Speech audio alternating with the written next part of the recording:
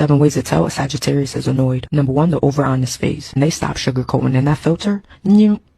Gone. And every thought comes out unedited, and somehow they still say it with a smile. Number 2, the loud silence. When a Sag goes quiet, that's not peace. That's them trying not to violate. And they'll zone out in the middle of the conversation like they're already planning their next move. Number 3, the random distance. And one day they all up in your face, and then the next day, you can't even reach them. No beef, no warning, just pure I need space before I snap, for real. Number 4, joke that ain't a joke. And they'll clown you, but they'll mean every word, for real. That nah, I'm just playing line. They not playing, they meant that. Number 5, the freedom flick. And when they start doing whatever they want with zero explanation, that's not rebellious. That's their polite way of saying you irritated me, now I'm outside. Number 6, the eye roll and exit. You'll be mid-sentence, and they'll just walk off. Sags don't do back and forth. Once they mentally clock out, you talking to the air.